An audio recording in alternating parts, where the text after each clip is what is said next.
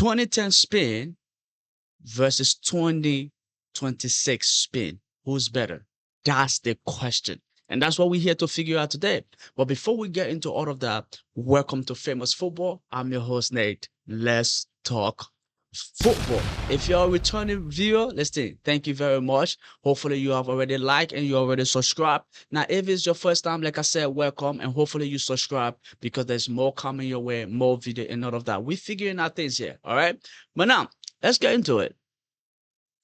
2010 Spain versus 2026 Spain. Who's better?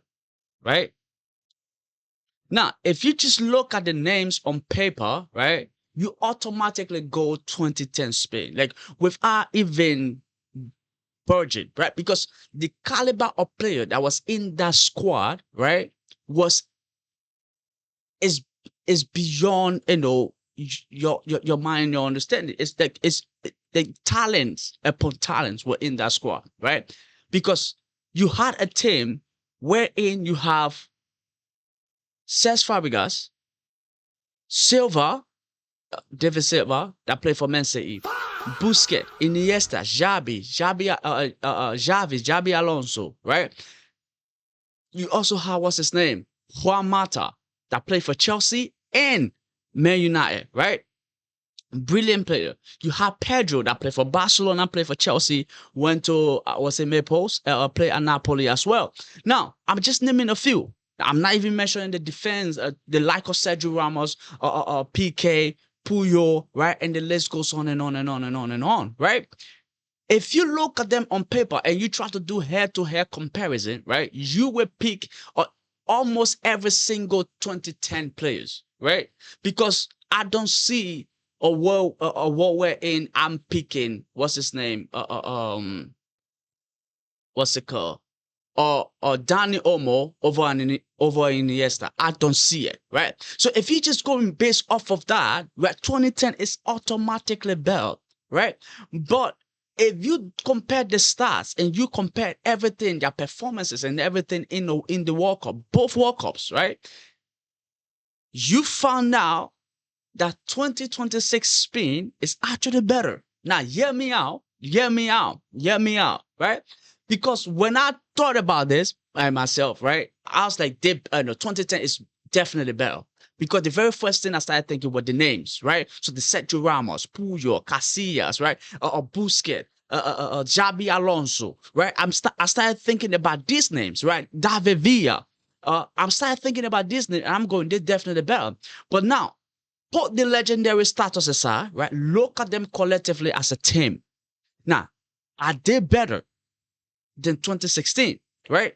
Now, I don't think so, because the both team play similar football, like from 2010 up to now, they play exactly about the same type of football, right? Nothing really changes. They maintain possession, they keep possession, they have that tiki taka style of play with them. Now, but yes, where 2010 fall short to 2026. Here is where they fall short, right? 2026 is more versatile. 2026 Spain, I mean, is more versatile than 2010 Spain, right? 2010 Spain, they didn't really have an out-and-out wingers. Now, the only winger that was possibly in that squad was Pedro. Right? Pedro was the only winger that was in that squad. You had Iniesta play on the wing in that particular competition. You have David Villa in the middle, right? And then you have, what's his name? Xavi, and then Busquets, and then Alonso in the double pivot, right? So you have a bunch of midfielders. Like I mentioned, even the people that was on the bench, right? Like the Cesc Fabregas, the David Silva, and Juan Mata, and the list goes on. They were all midfielders. So these people, their midfield were built so they could keep possession for majority of the game. They could keep you, play you, like you're not touching the ball. You know that. It's like they basically brought Barcelona team or Barcelona philosophy or mentality to that Spain squad. They will keep possession, but when it comes to like creating chances and actually playing in different ways, right? They couldn't. So it's like they play in that rigid tiki-taka type of way. So if that doesn't work, they keep going. So it was difficult for them to be able to break down a low block team, right? So when they faced team, that play low block, they struggle. So if you pay attention to the entire competition, they score 8 goals. The entire competition, they score 8 goals. Now they have 5 clean sheets and conceded 2 goals. They lost their first game, right? Who was it? Who was their first game against? I don't really remember. I think the Swiss. They lost their first game, and that was about it. But they managed to keep 5 clean sheets. So the clean sheet type of thing it continue. But fun fact is that in both time, 2016 and 2010, they played Portugal in the round of 16, and they won both time 1-0. 1-0. Both times they won 1-0. But that's just by the way. So they didn't have that wingers that could actually draw people out. So when they're facing a low block team, they struggle. Now, compared to the scoring team, the 2026 team, right? They play a more versatile way of football, right? If they need to sit deep, they can actually sit deep. If they need to play counter-attack football, they actually can because they have Lamela and they also have Nico Williams. Now, Nico Williams in this competition, right, didn't really do much because he was injured. Came off the bench, but they have Bayeda. They also have Cucurella overlapping that also know how to make runs into the box or know how to arrive into the box, right? So they have the option to be versatile, and they can also play the tiki taka, right? So when they need to play their opposition out of the game, we saw that multiple times they were able to do it. They were able to do it, play their opposition out of the game. They did it to Spain. They did it to Argentina. Argentina didn't really have a shot on goal for majority of the game. Spain, right? So it's like in France, they did that to France as well. So this, as a team collectively, and what they have done, they managed to score what? 10 goals or 14 goals in the entire competition. Now, they didn't score as much as the like of France, that you have Mbappe scoring what? 10 goals, you have Dembele scoring what, 6 or 7, right? So, and then you maybe other people chip it in, Dure and then Barcola, all of them chip it in as well. So France definitely scored probably the highest amount of goals in this entire competition. But when it comes to the balance of a squad, not Argentina, but Spain, 2026 Spain, that's why I think they're much better than the 2010. Now, when it comes to individual talent and individual quality, right? 2010 definitely have it better. But when it comes to being balanced collectively as a squad, 2026 have it better, right? So I think the 2026 are better. But now, if you're doing the combined 11, which we're going to do right now, right? I'm going to give you a combined 11 of 2010 and 26, right? Now, let's get into it, right? This is what I have. Yes, my combined 11, right? Casillas in goal. Now, what's his name? Una Simon. Is it Una Simon? He had a good tournament. Now, the entire Spain squad had a good tournament, right? He didn't really, get to concede, right? They didn't give the opposition the chance to actually be able to try it. So, like the way we saw other goalkeeper making, unbelievable save, Una Simon was never put in that position to be able to do that, right? Now, there are bare instances where he had to do it. Bare instances in the entire tournament, right? Because of the way they defended, the way they were compact, the way it's like, if you watch the Argentina game, right, the final, you understand what I'm talking about. If an Argentina player has the ball, right, they just corner him. You see 3, 4 Spanish player around him. He cannot go anywhere. At some point, he's going to hand that ball over to Spain, right? So that's usually how it was. And they did that exact same thing to France, right? And they've been doing it the entire tournament. Hence, they only consider 1 goal the entire tournament. 1 goal.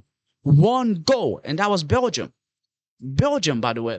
But so Casillas will be in goal for me. Una Simon didn't really get to do much. But in that 2010 World Cup, Casillas actually came through, especially in the final. Like, there were 2 instances where, what's his name?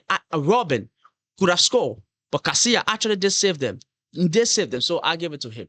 Right? He stayed in goal. And then I read back, I'm going Sergio Ramos. The big man stayed. The legend. He stays. And then the 2 center-back pairing, I'm going to go Kobasi and Puyol. Because I think Kobasi is better than PK. Yeah, that's me. Kobasi is better than PK, right? And he's very calm, collective, and Puyol bring that defensive structure as that leadership structure. Plus, he's very, very good defender, can do the dirty work, right, and all of that. And so yeah, those two I'll go with. And then at the left back, right, the greatest left back on the planet so far, Cucurella. Cucurella. Now, Nuno Mensch have to kind of work your way back into that. Yeah. We're going to see this coming season what actually do happen. Now, Cucurella is at Madrid. We will see. But Cucurella get that left back spot for me, right? And then, who else? In the midfield, right? I'm going to go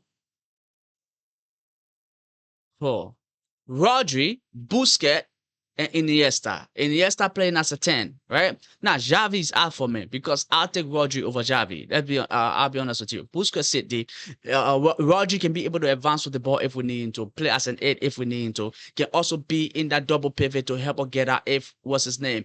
Busquets maybe is finding it difficult as well. Now, I'm talking as though I'm building like a whole thing here, but it's like, that's exactly what I'll go with. Iniesta in the 10, right? Because Iniesta was very crucial for Spain as well in that particular tournament in 2010 than Xavi was. Now, when it comes to the attacking 3, right?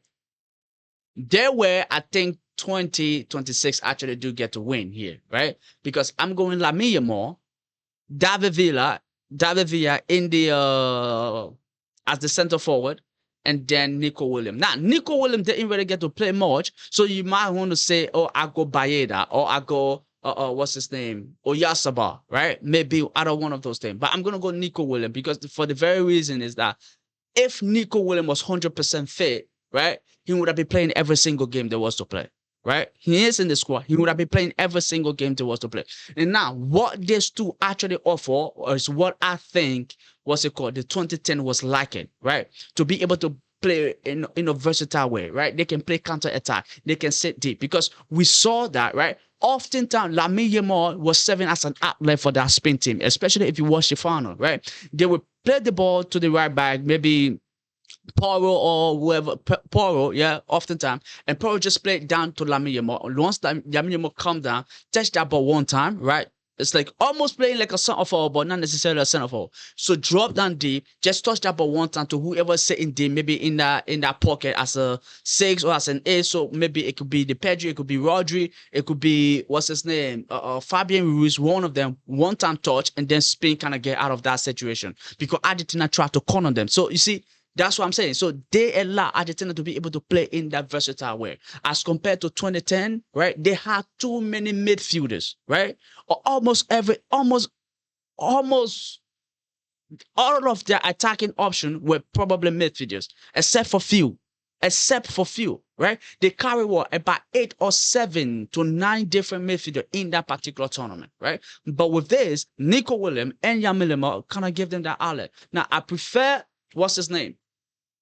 Villa over Oyasaba because Villa is at the time is like he was a proper striker. He scored 5 goals. Oyasaba also scored five goals for Spain, but I prefer David Villa over Oyasaba. So that would be mine, right? Mine was it called combined 11. But if I have to pick between 2010 and 2026, I'm going to go 2026. And the reason is very clear. They are more balanced and they are more structured, right? They can get goals. They can be able to defend collectively, right? So I think they might be the better Spanish team. But on an individual level, 2010 have better individual player than 2026 go. Let me know your thoughts down below, ladies and gentlemen. Much appreciated. There's more coming your way. Live, review, whatever it is, all of them coming your way. So don't forget to hit the like, subscribe if you haven't. Much appreciated. See you in the next video. Adios.